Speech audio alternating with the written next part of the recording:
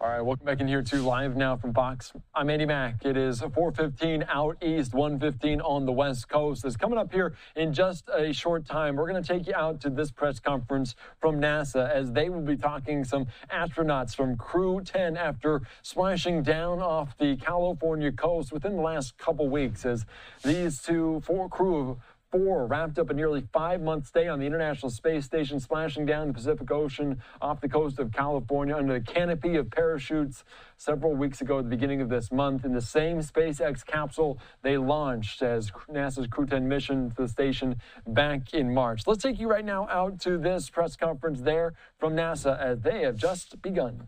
Mission to the International Space Station. To my left, we have Commander Anne McClain, pilot Nichole Ayers, and JAXA astronaut and mission specialist Takuya Onishi.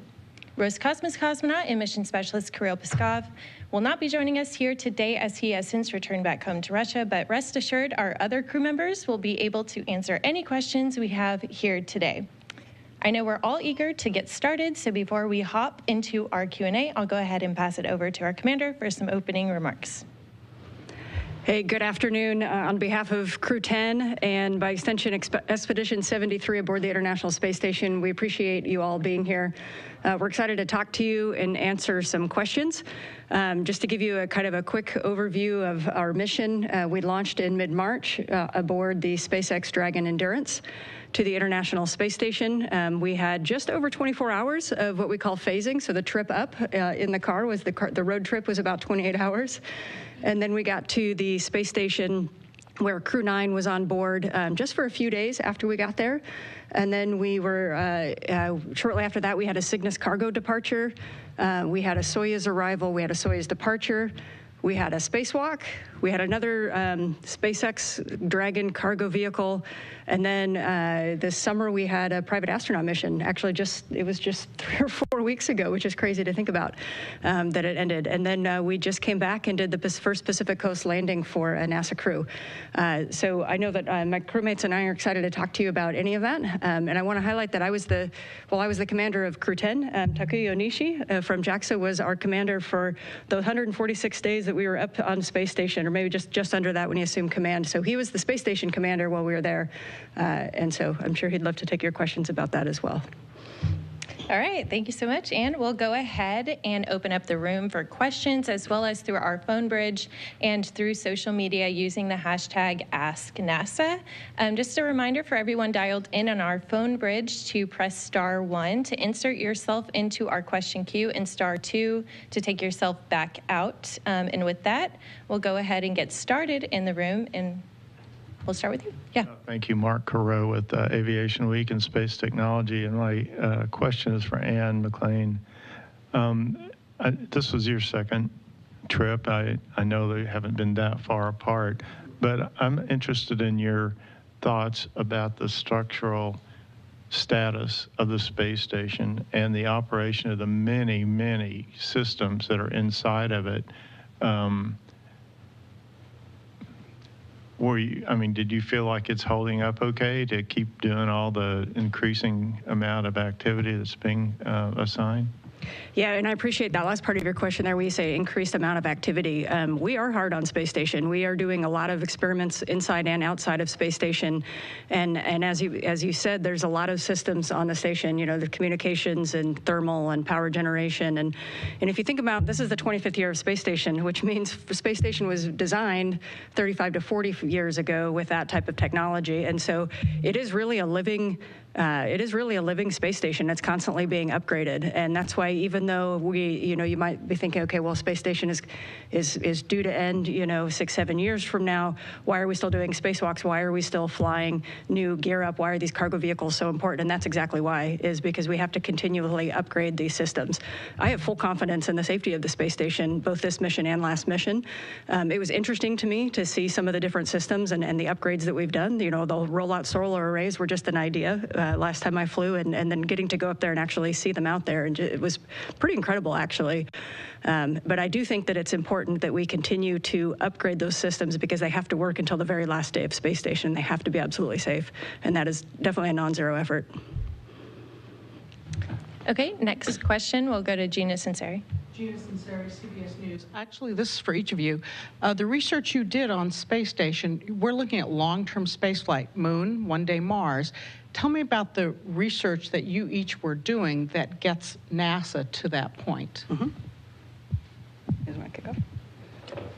Thank you for the question. I think space medicine, any kind of space medicine research we are conducting on board the ISS will help us to get to further destination like the Moon or Mars. For example, I participated in the 0T2 experiment. So T2 is the name of a treadmill we have on board the ISS. So I didn't run for 5 months while I was there at all, and how my body responded to the gravity when I came home. So it's interesting go through some readaptation processes. So I think those data would be super beneficial for future crews. Yeah, I love this question. I love to talk about the science that we get to do up there. And I think that it's important to note that all of the human science is actually volunteer. So TAK volunteered for that study, and we get to volunteer for everything. So we get briefed on the science and what will happen to our bodies and the different types of collections. And so, I volunteered for several different human science experiments that will help inform, how do we predict and how do we prevent bone loss and how do we keep the muscle structure, without the force of gravity. We're burning more calories just sitting here than we did working aboard the International Space Station because your muscles and bones are just not reacting to the force of gravity. So there's several different studies that we did on humans, but then also we got to participate in several different, over 200 types of experiments for plant research and medicine. One of my favorite ones that was one of the last ones that we got to participate in was a ring shear drop. So looking at protein structures, how they shear at the water-air interface, and then how do we build computer models to help inform the manufacturing processes, both in space as we get further out into the universe, but then that also helps inform how we do manufacturing processes on Earth for medications that can help with Parkinson's, Alzheimer's, cancer, things like that. So it's pretty fascinating and pretty amazing that this science on board not only informs how we're going to do life further out into space, but it also helps how we do life here on Earth. Okay, perfect. We're going to go ahead and pop over onto our phone bridge, starting with Manuel Mazzanti with Exploration Espacial. Thank you so much. Manuel Mazzanti from Exploration Espacial, and thank you for sharing this time with us. A question for Anne McClain. Anne, we saw you wearing an EVA suit several days after you arrived, doing some exercises and training how it would be for a crew to arrive to a future destination.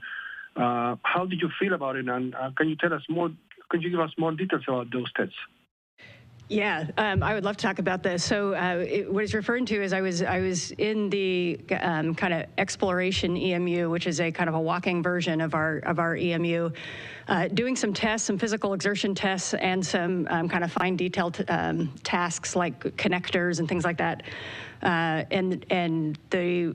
did it pre-flight and got all my scores, and they've tracked all my movements, my heart rate, and things like that, and then did it post-flight. And this kind of goes back to the last question too, of like what are we doing on space station to enable and inform us for future space flight. Part of it is like, what is our exercise protocol, and is it good enough so that when we land from somewhere, maybe not the moon, but maybe something that takes longer to get to, like Mars, how well is our body going to react? What is because like one of the big things on space station that we lose is our cardio fitness, and that's just because of blood volume and red blood cells going down. You get back and you're just like, man, I just got winded like walking up a flight of stairs. But I thought a week ago on space station I was just crushing this workout. And so this getting back in the suit, I'll be honest, when I woke up that morning, I thought, I don't know how I'm going to get in the suit. Like I did 2 minutes on the bicycle yesterday and I was smoked. And so I got in the suit. And the very first thing we did was come down a ladder, almost just Apollo style, and I was offloaded to Martian gravity, and my heart rate just spiked. And I was thinking, man, how am I going to do the next task, which was these 20-pound sandbag carries back and forth for 5 minutes. But what was really interesting to me is when I started doing that, my heart rate kind of spiked, and then I felt like it really just kind of even keeled out. Like my body was like, okay, this is what we're doing. And it almost, I think, snapped me back into Earth fitness better than I did last flight when I kind of slowly ramped back. And so it was a really interesting test to me. I was in the suit again yesterday doing the same test a week later to kind of compare it. But those are the type of things that inform some of the things you don't think about. You know, you think about, okay, how am I going to pick up a rock sample off the surface of the moon? We're thinking about, can I get out of the suit by myself after I get in, like when I'm deconditioned? You know, when we first get back from space, you saw us, we got put on stretchers, we got helped, we were kind of slowly got into that, but can I get out of a suit? You know, rear entry suit sounds great until you have to get out of it by yourself when you're deconditioned. So these are some of the data points that we were getting. I thought it was a really cool test, and I'll say the countermeasures that we have on space station, I think, were really effective for enabling my ability to do that, and I'm looking forward to more data as more crew members come back and do the same thing. Okay, we're going to go over to social media now. Micah Tischler on X asked kind of a longer question. So I have a multi-part question. One, is it my imagination, or has photography become a more common activity on the ISS in recent years? Two, I've seen Anne McClain with a camera body labeled Anne, as well as Don Pettit referring to his cameras. So I find myself wondering the following. A, do those on orbit generally have camera bodies that are specific to them? And if so, do these camera bodies go up and down with them, or are there a number on board the station which are reassigned as needed? You're a camera pro. Yeah, I could take that one. I think that especially with social media and technology these days, I definitely think that photography is becoming more well known. Astronauts have been taking photographs for years, for decades. And, you know, as the technology increases, we upgrade the cameras as we get on board. We have a certain number of Nikon Z9s on board that we use. And, you know, we have a label printer up there, so each of us has a camera that's readily available for us. And then we have several other different types of cameras and different types of lenses that we can change out and use as required. So we didn't bring our own cameras up. We use the ones that are on board. And as Anne mentioned, you know, the cargo vehicles, that's part of the manifest and how we manage cameras and photography for science and Earth observations and disaster relief. And so, you know, that was, yeah, it's one of my favorite things to do up there. We were super fortunate. We had a month with Don Pettit, and he gave a great handover. I basically just followed Don around for about a month and took notes, and he was kind enough to teach me everything he knows about photography. And so he really helped me. And then as Don left, then the rest of us got really into photography as well. And so I think that just our ability to share all of that photography with the world has gotten better. And so I don't know that we're necessarily taking more pictures, but we're definitely sharing and telling the story of what we can see from the ISS. You know, we have such a unique vantage point looking down on Earth and looking down on weather systems, the aurora, different thunderstorms, different types of natural disasters, you know, landslides, fires, all sorts of things. And we can really help inform how we do disaster relief. We can help inform, you know, how thunderstorms interact with the atmosphere just based on photography. And so, you know, I felt a really deep sense of duty to just share our view with the world while we were up there. And I think that's innate in every single one of us, I think. And so there are plenty of cameras up there, plenty of lenses. Don Pettit did an amazing amount of work to get our photography to where it is, and then to share that knowledge that we can then pass on to future crews as well. Okay, great. Anne, anything to add? She nailed it. Yeah, I think photography was really fun, and I think it's one of the ways that we can communicate just how magic it is. I think everybody on Earth right now, when you can give them a perspective of where we are, the scale of where we are, both in how big our Earth is, but also how small it is and how we're really all in it together. I think if we can give people those moments, and I know we rely on media, like you all here, to tell that story, because I think that's an important story to tell. So we can hand you the pictures, but if you guys can share those far and wide, it'd be great. Definitely. Okay, before we hop back into our phone bridge, I just want to remind everyone who is dialed in to press *1 to jump into our question queue and *2 to take yourself back out. And with that, I will pass it over to Robert Perlman with Collect Space. Hi, Rob Perlman with Collect Space. A request and a question. First, a number of our readers asked if there were any clear views of your zero-G indicator, the origami crane. If you took photos of Drew while on station, or if you can take photographs of it now on the ground, could you share those on social media? And then the question, sort of a follow-up to the last one, to Nichole, is about the Sprite, or rather the gigantic jet that you caught while photographing lightning storms. Was that something you saw happen live through the viewfinder, or was it while reviewing a time-lapse sequence? And if live, can you set the scene? Did you immediately recognize what you were seeing? Did you call over your other crewmates? What was that moment like? Yeah, we definitely have pictures of Droog, so we will share that for sure. Yeah, I can't believe we haven't done that already. Yeah. So yeah, that's an easy one. Yes, of course we will do that. Droog spent the entire mission with us up there, and he kind of hung out in the lab with us, so you could float by him every day. And yeah, so this was just another technique and another skill that I learned from Don. You know, you have to.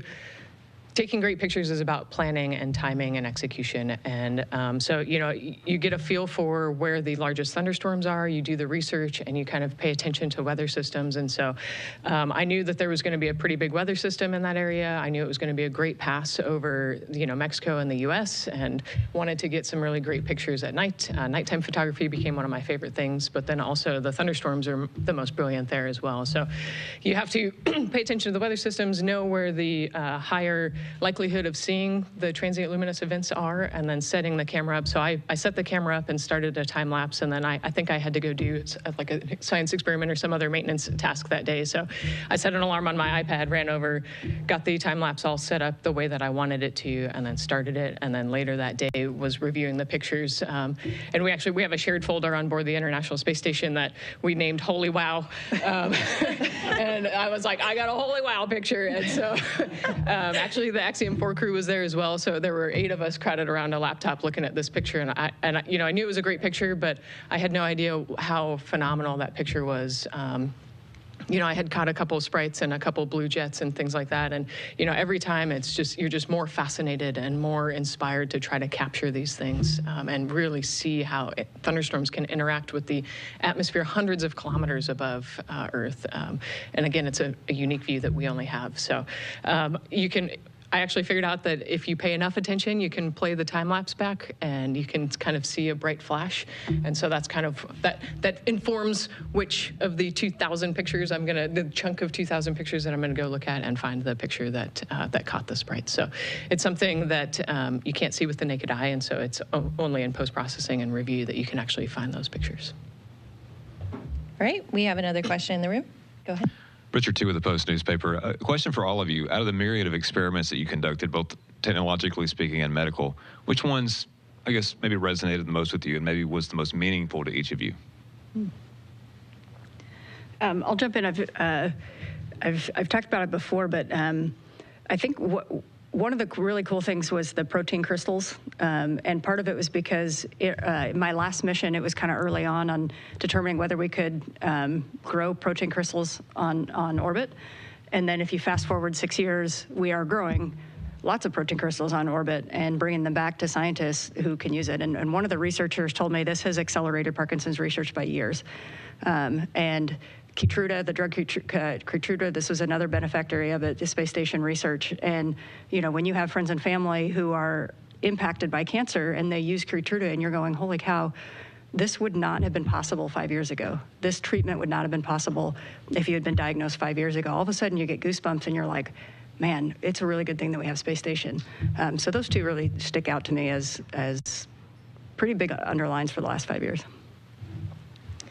Yeah, I think to piggyback on that, you know, the ring shear drop experiment that I explained earlier has very similar effects and very similar positive influence on both Earth and as we venture out into the universe. Then one of the other ones resonated for me because my alma mater had a part in it. So the Air Force Academy was working with rhodium and looking at tomato plants and how they react under microgravity in different areas of radiation. So they actually flew on the FROM mission as well to see, you know, higher up into the outside of the atmosphere what that radiation difference looks like on plants. And, you know, it's also important to look at plants and food as we continue to grow our distance that we move away from the Earth. You know, the resupply is going to be a huge problem that we have to solve along with food and water and reclamation. And so it's a small part of how we're going to get onto Mars eventually.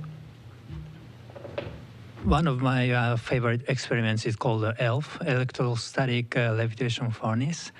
And there are 3 reasons I like it, because the first one is the Japanese experiment, and the second one is I majored in materials science in my university, And the third one is so my first flight was in 2016, and I worked on the first initial checkout of that experiment, and it's kind of still working, and it had a lot of minor or major updates. So it's upgraded until now, and so I was really looking forward to working on that experiment again this time. And it was such a cool experiment that we can levitate a sample by using an electrostatic force. So instead of building a furnace with a heavy metal, and we can use a laser to heat it up until like 2,000 or 3,000 degrees Celsius to get a characteristics data at such high temperature. So it was very, very cool experiment that could be super beneficial to produce any kind of new materials on the ground. Okay, we have another question in the room. Hi there. I'm James Dowling Healy, West Hartford Community Interactive. I'm wondering, after your time in space, what pieces of equipment you absolutely think we need on longer duration spaceflight, X-ray, ultrasound. I know we'd love to have an MRI, but I don't think it's anywhere near small enough. So anything that you think we should bring would be, I'd love to hear your insights on that.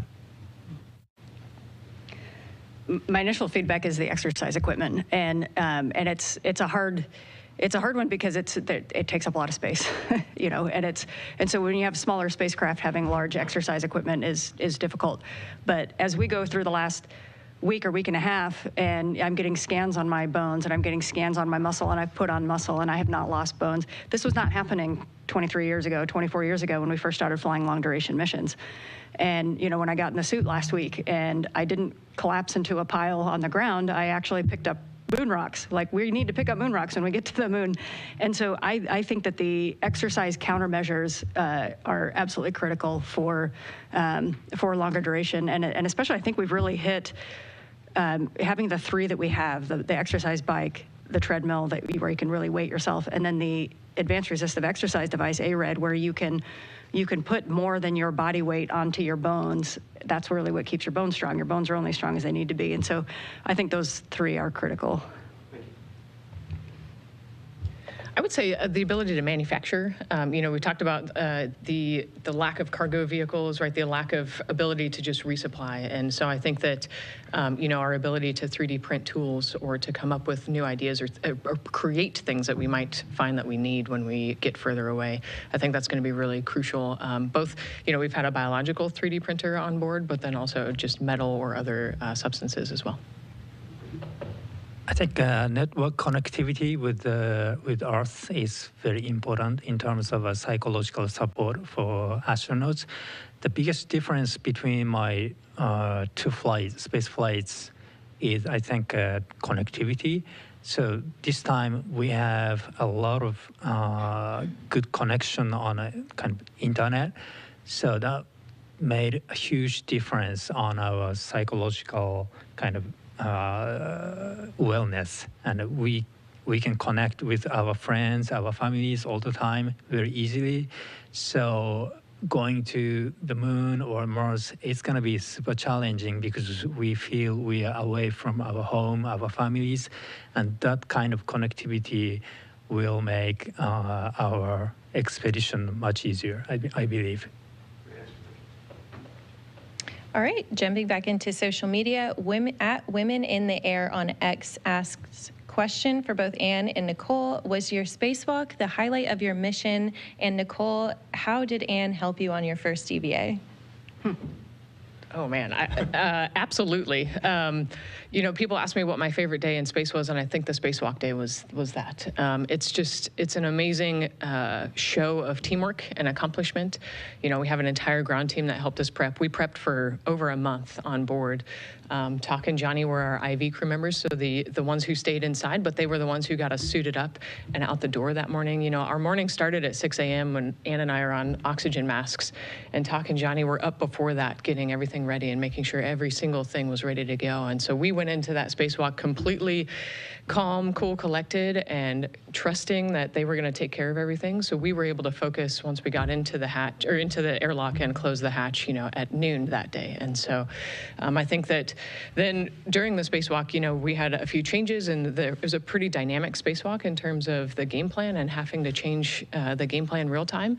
And it was a true testament to Deanna Trujillo, the flight director, and her team on how they were able to manage those changes, get us safely back inside, and also achieve all of the objectives that day. And you know, and then I think my favorite part of that whole day is when the hatch was closed and Talk grabbed me out and started to get me out of the suit, you know, because it's a long day and you're tired and you know your crewmate's going to take care of you. And so I think, yeah, for sure that was the highlight of the mission for me, I think. Yeah, and I think they asked about helping out.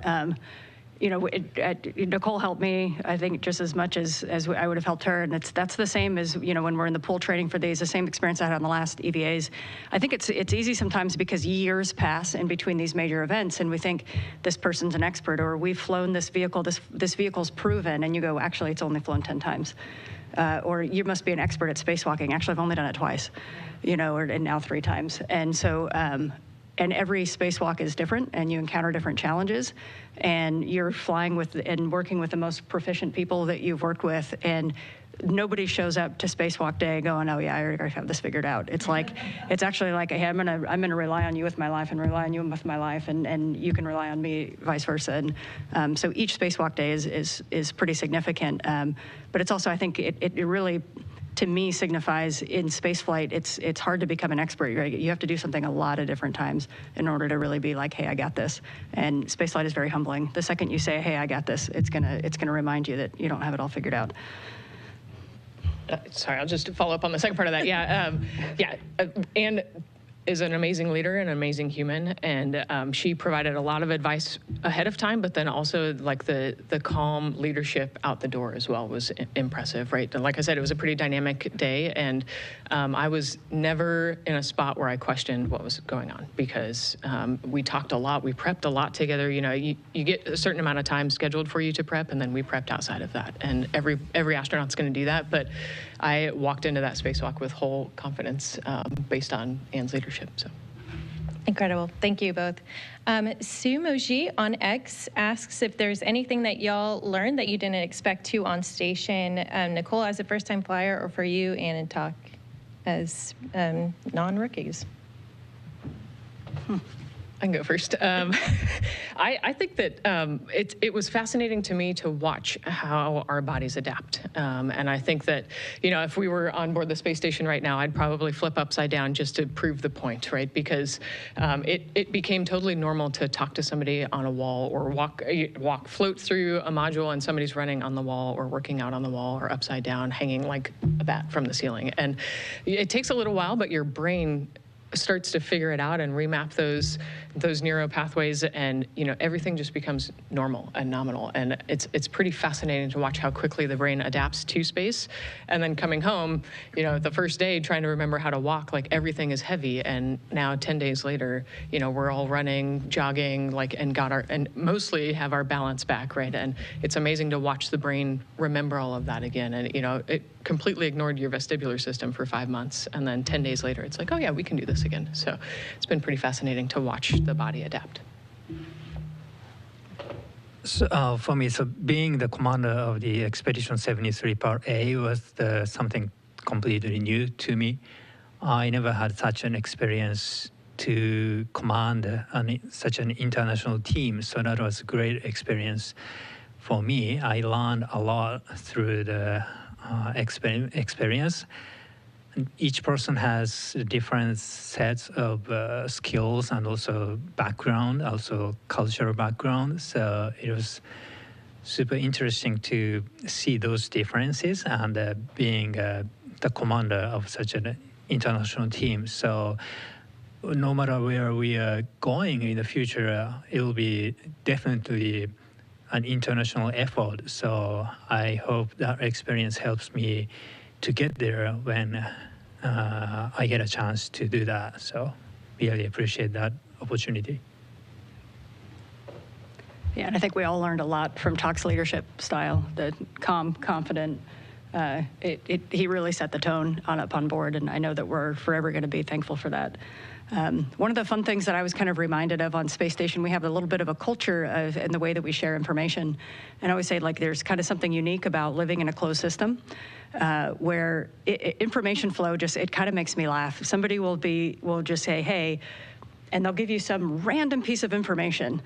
And in 5 days, that little piece of information, you're like, I need that information right now. And I would equate it to if I was driving into work today and I saw a divot in the road and I just walked over to you and I'm like, hey, there's a divot on the road on NASA Parkway. You'd be like, why are you telling me this? I'm probably not going to run into it. But up on Space Station, because it's a closed system, every little thing that happens to you, it's going to happen to somebody else also. And so you're constantly sharing this information. And I can't describe how cool it is to work with a group of people in an environment where everybody wakes up and trying to make not just themselves successful, but everybody else successful. And so as soon as you run into one of those little pieces of information, you pass it on. We're still talking to the crew on board right now because we're kind of making sure they get the rest of the handover. And I think information flows is pretty neat up there. And, we could do well on Earth to implement more of that, of just like, what do I know and who else needs to know this to make their life a little easier? Okay. Next question is on our phone bridge from Orion Keton with NASA Spaceflight. Hi, thanks for doing this.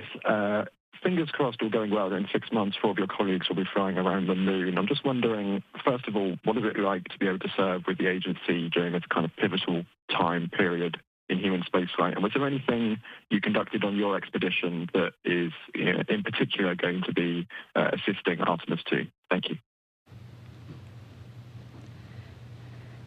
Yeah, for me, working and getting to be part of this mission, be part of the NASA mission right now is absolutely special. And we've talked about it amongst our crew. We've talked about it with the teams. But NASA's mission we've done great things during times of history where the political situation or the world situation may dictate that maybe this isn't the best time to do things.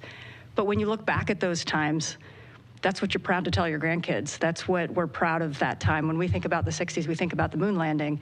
And when you really put yourself in the shoes of somebody living through the 60s, was that the most important and most stressful thing that they woke up feeling every day? It wasn't. There's a lot going on. But our country and our international partners, we can do hard things and we can do multiple things at once. And, waking up and getting to be part of a mission where we believe in humanity. We believe in the goodness of international partnerships. We see people and we say, hey, what can you bring to the mission? And we look out there and we say, what else is out there? Let's go there together. Just that innate human desire to explore and to do something together. That's what we get to be part of. And it's like, this is something that we're going to be able to be proud to tell our grandkids that we were doing in 2025. And so I think it's a great time to be working with this agency. Okay, jumping back into our social media questions, and then I also have one myself. John Wolf on Instagram asks, how do you feel to get back home? And out of my own curiosity, how did it feel to splash down in the Pacific Ocean rather than the Gulf? So I think I don't think any of us have actually landed in the Atlantic or the Gulf, but Pacific Ocean, the landing felt okay, and then the waves felt much larger than they actually were. I think, at one point, I think it might have been Talk asked, like, are we in a tsunami right now? And I think all of us were like, yes, we are. It was a 3-foot wave, I think, is what we landed in. But it felt like, if you had asked me, I would have said 7. So, I think that, again, just adapting back to gravity, the entire way back through the atmosphere, we could feel the acceleration at 0.01 Gs. Every single one of us could start to feel the acceleration. And, at 0.2 Gs, I could start to feel my cheeks moving backwards, right? And so it's pretty, again, just fascinating that how well we adapt. And then at 1 G going up to 4.4 Gs felt like a lot. And so, we lived, for some of us, 30 to 40, 50 years on Earth at 1 G, and coming back, it's pretty heavy. So I think that the waves just added a little bit to that. And then getting onto the ship, we're, like Anne said, we're decommissioned, and just trying to move slowly through that and very quickly readapting back to life on Earth. Yeah, I was really afraid of waves after splashdown, but it wasn't too bad. I was ready to grab my bags if needed, but luckily I didn't use it. So the Splashdown is completely unique from my previous experience in Soyuz, but I enjoyed all single aspect of SpaceX Crew-10 return. It's more kind of everything happens more quickly and faster in a faster pace, but all systems worked as planned. So I thought all systems were super kind of reliable, and Splashdown is as hard as the landing in the Soyuz, but it was also a fun experience. And each single event, like a parachute opening, Splashdown, we are excited and we talked a lot in that capsule. Yeah, so we enjoyed it. Yeah, we have 4 pilots that enjoy that kind of thing. The only thing I have to add is spot on for both of them. The only thing I'll add is one of the things that spaceflight does is that you really start to rely on your visual system for balance and orientation more than your vestibular system. In fact, your body kind of starts ignoring your vestibular cues to the point where when we get back, if we stand on one foot, tends to not be super challenging if your eyes are open. The minute you close your eyes, you're over on the side. And so when we land, the windows are charred, and I hadn't really thought about that. But when I was thinking about landing in the waves, and everything, we're all strapped down, so there's nothing there's nothing staying on the horizon that we can see, and so we're completely reliant on the vestibular system to kind of sense where we are at that point. And it was a little bit more. It was a little more unsure of our exact orientation than I thought I might be at that point, but it was still fun. Okay, Morgan on Instagram asks, what advice would you give to our younger generations who have dreams to go to space? I got it. I'll do it. Man, I love to say, as long as you're willing to work hard and be a good team player, you can get anywhere in life. And so, find the things that fascinate you, find the things that you enjoy. I loved math growing up. And, as you heard, we've got scientists and engineers and doctors. And so find whatever you like to do and go get really good at it. Be willing to work really hard and be a good team player. Find a bunch of people that you love, take care of them, and you can really get anywhere you want in life. Okay, I believe we have one final question here in the room with Mark. You go ahead. Oh, thank you. Mark Carreau with Aviation Week and Space Technology. I believe some of the research that you were conducting was focused on cell generation, but also manufacturing tissues, human potentially.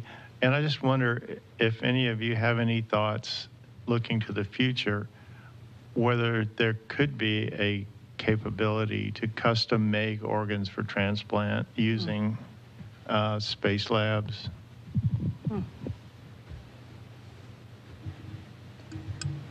Yeah, so I don't know that any of us have the in-depth knowledge that our NASA scientists would have to be able to answer that question, but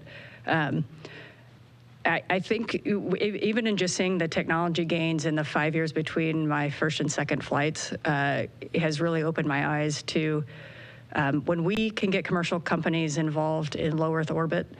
I don't think we can even comprehend the advances that they're going to make, because the creativity that they bring, even watching the private astronaut missions up there that just brought in things that maybe we hadn't thought of, or companies that kind of had access to space that didn't, and countries that had access to space that didn't before. I think it's going to be jaw-dropping, and I think that's one of the reasons why the mission of NASA to enable commercial spaceflight is so critical. It's maybe kind of like having kids. You enable it, and then you just see what happens. And I think that I think commercial companies are going to be really interesting to watch over the next 10 years and what they bring to low Earth orbit. Yep, well said. One more question actually in the room with Gina. So an interesting statistic about the space station, Reed Weissman dropped last year at a Space Day event, that more than 1,100 tortillas were eaten in 2024 in the space station. The last cargo mission brought up, I think they said 630 tortillas. Mike Barrett last week just started laughing when I asked him how good was a tortilla in space. He says you play Frisbee with them. So how versatile is a tortilla? And you're eating it breakfast, lunch, and dinner? Everybody's a little different, but yeah, we're all laughing because we definitely have had taco nights, and it's your bread source, and it's also just a really easy way to put juicy food inside of them. It's nice to be able to hold something, but yeah, I think we've made breakfast tacos. We've been pretty creative with them. What are some fun things that we saw?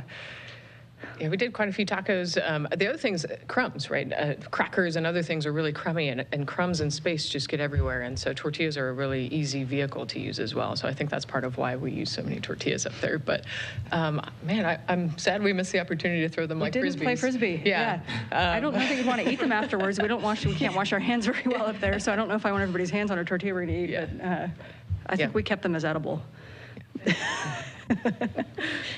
Okay, well, on that note, I believe that will conclude today's post-flight news conference. Before we do go, though, I do want to extend a huge thank you to our crew for joining us here today, and I just want to extend a huge welcome home to all of you. We're so glad to have you back here.